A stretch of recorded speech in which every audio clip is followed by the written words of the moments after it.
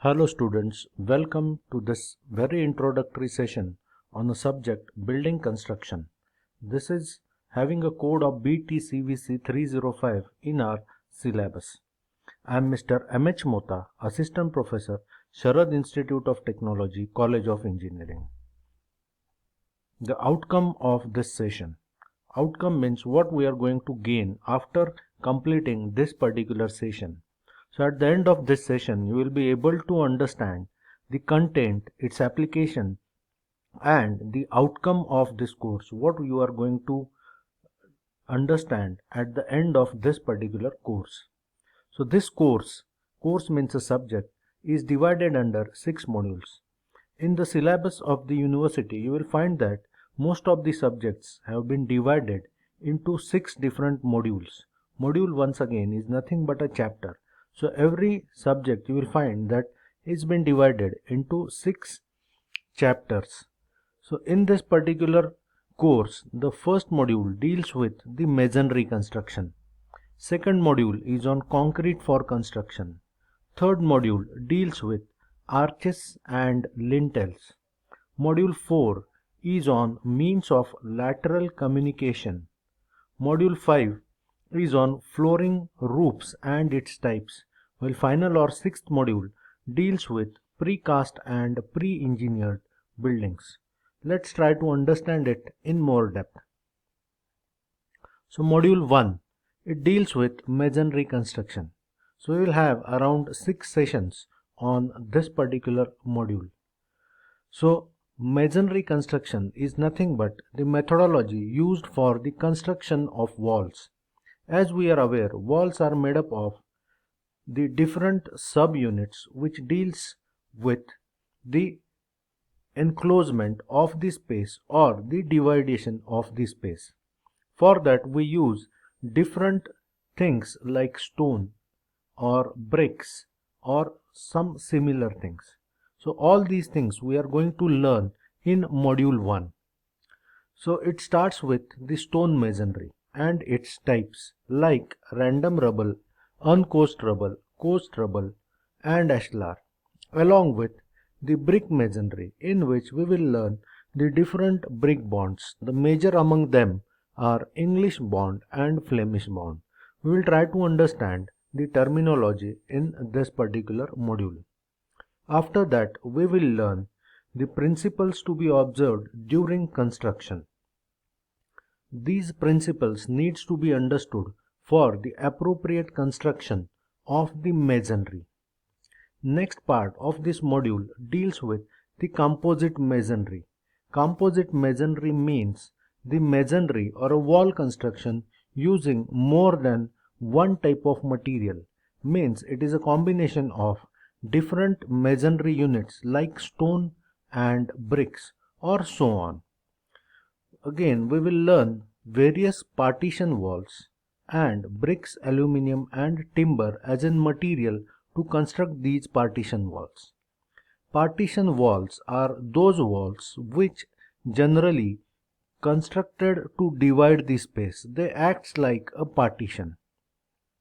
Along with this, we will also learn the different modern materials in terms of masonry making things. These things includes solid concrete blocks, hollow concrete blocks, lightweight concrete blocks like aerated autoclaved blocks, then soil stabilized blocks, fly ash blocks and cement concrete walls.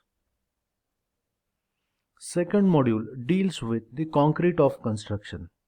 The concrete used for construction is very common material, as we are aware that it is one of the principal material used in RCC structures. In this we will learn the different properties of the materials those are used to form the concrete. Concrete is nothing but a mixture of binder like cement along with the aggregates which are of different size and divided into the coarse aggregate and fine aggregate, then a water, and along with that sometimes we use different admixtures to improve upon the properties of the material called concrete. We will learn all these things in this module. Along with this, we will learn the importance of admixtures material such as pozzolana, fly ash, specific purpose chemical admixtures, etc. The example of specific purpose chemical admixtures are the admixtures, for example, have been used for making the concrete damp proof. So such materials are there. Even we use the admixtures to improve upon the properties like workability, settleability, etc. We even will learn the different properties of fresh and hardened concrete. These things are very essential to understand the importance of the concrete in construction and to know how to use these materials so that whatever ultimate structure we are going to construct will be attractive and durable too. Third module deals with the arches and lintels. Arches and lintels are the things used to make the openings, or rather support something which has to be placed above the opening, and still we can have an opening in the walls. Arches are generally constructed using different blocks and they are self-sustainable, or they are resulting in having their own stability. In this module, we will learn arches, their stability, then even we will learn different technical terms used in this, then different types of arches and the method of the construction of arches.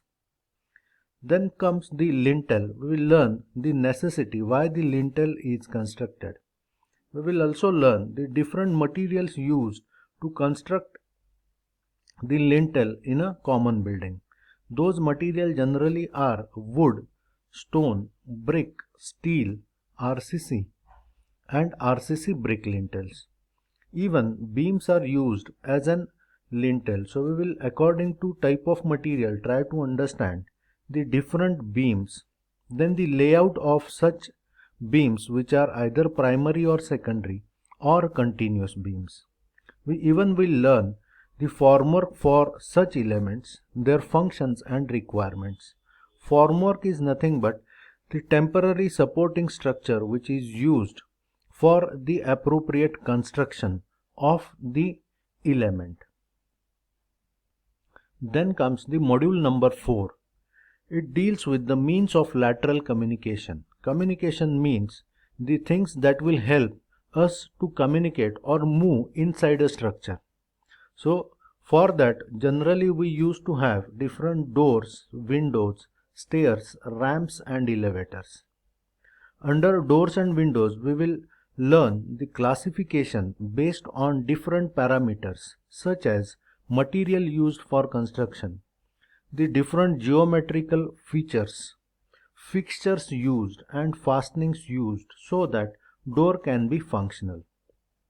Then we will learn the types of windows, classification based on parameters such as material, geometry, fixtures and fastening. Very similar in case of doors, whatever we will learn. Next comes the stairs. Stair is a mean of communication in vertical direction. We will try to understand the different terminologies used in stairs. Along with that, we will learn the different requirements so that a good stair can be constructed, various types of stairs, its uses and the limitation of each stair as such. We will even try to understand the different limitations in terms of specification and the dimensions so that whatever stairs we will construct can be usable. Next is ramp. Ramp is nothing but a sloping element or a sloping surface which can be used for the vertical transportation. We will try to understand the requirement, its types, planning aspect for physically handicapped person. Generally you will find that the ramps are constructed for the easy movement of the physically challenged persons. So we will try to understand the effect of these things on the planning as well as the material selection. And last we will try to understand the elevators, the types and their use along with certain aspects of lift. These are mechanically operated things which help us to move in a vertical direction. Module 5th is dealing with the flooring, roof and its type. In the flooring, as we are aware, flooring is a thing used to cover the floor. So we will try to understand the different types of flooring material, the different factors using which we can select the flooring material. For different levels like different floors, what kind of flooring we can use, the various types of tiled flooring like natural, composite, synthetic and special purpose flooring, concrete flooring for industrial purpose, and in that the special focus will be on trimix flooring, which is very common nowadays as an flooring in case of industrial buildings. Then we will also learn the roof covering. In that we will learn the different terms used, roof and their selection, the different types of roofs like pitched roofs, its types, roof covering and the method of selection, how these roof coverings can be selected. Even in that we will try to understand natural, composite, synthetic and special purpose roof covering. We even will in short learn different aspects of timber trusses in terms of king post and queen post trusses. Even we will try to understand the different types of steel trusses, its types and its suitability, when to use which type of the steel truss. And the final module deals with the precast and pre-engineered buildings. Precast means something which has been casted at a certain place and then placed at somewhere else. So it is called precast, means something which we have casted earlier. Pre-engineered buildings are a recent origin. They are something which have been right now used dominantly worldwide. This is a method to complete the construction within a very short span. These are the buildings which have been fabricated somewhere else and then erected at a certain place. The major advantage of such pre-engineered building is that they are having a very high quality of its production and they can be constructed with comparatively ease and at very faster rate if you compare it with the conventional building methodology. So we will try to understand the different principles used in such buildings along with its advantages and limitations. We will try to understand the types of prefabricate and its standardization, basic nominal and actual dimensions of such buildings, the certain amount of tolerance which is permissible, joint production, transportation and erection of such building elements. So after learning that, we will be arriving on an outcome of this course. So at the end of this course, you will be in a position to understand the aspect of masonry construction. You will be able to understand the basic of concrete used in construction of civil engineering structure, to summarize the feature of arches and lintels, to understand the essentials of various means of lateral communication. You will be in a position to understand various characteristics of flooring and roofing material, and at the end you will also able to summarize the features of precast and pre-engineered buildings. So this is what we are going to learn under this particular subject. This is the list of different textbooks and reference books. Those are much more helpful to understand it in depth. So that's it for this session. Let's meet in the next session to learn this particular subject. Thank you for having me, and don't forget to like, comment and subscribe. Thank you.